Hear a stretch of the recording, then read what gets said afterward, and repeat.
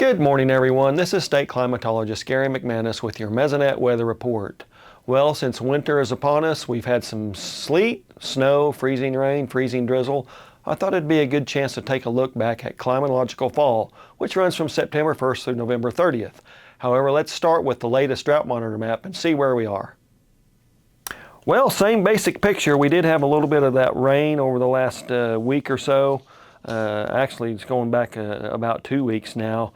And we did see a few minor improvements, but we still have the same basic pattern across the state. So really across the southwestern quarter down into south central Oklahoma, some severe to extreme drought, those darker browns and reds. But we do have basically the southern half of the state covered with at least abnormally dry conditions, a few exceptions here or there, and also a little bit extending up into north central Oklahoma. So really just the same basic picture. Now when we look at the rainfall over that same time frame, we do see down in southwestern up into west central Oklahoma some pretty dry conditions where they generally had less than 3 inches of rainfall.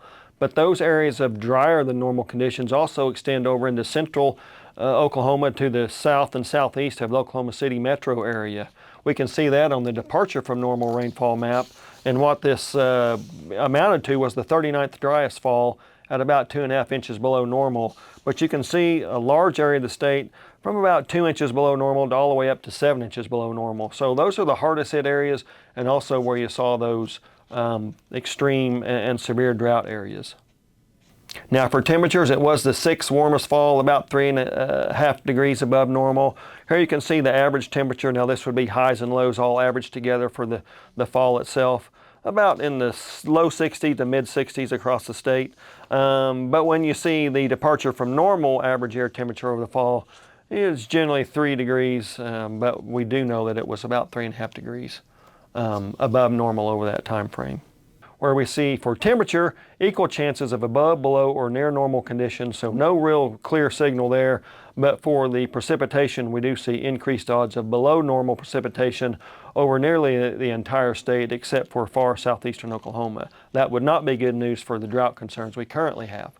So the drought outlook going from those maps, we do see that drought across the southern half of the state expected to persist and maybe even some development as we get down into south central and southwestern Oklahoma where that drought doesn't currently exist. So that would also be not very good news. A little bit closer to our current time frame, however, the 8 to 14 day temperature outlook, this is for mid-December. We do see increased odds of above normal temperatures across the entire state, but unfortunately, once again, increased odds of below normal precipitation. So not a good time for drought in Oklahoma. Hopefully we get some rainfall soon.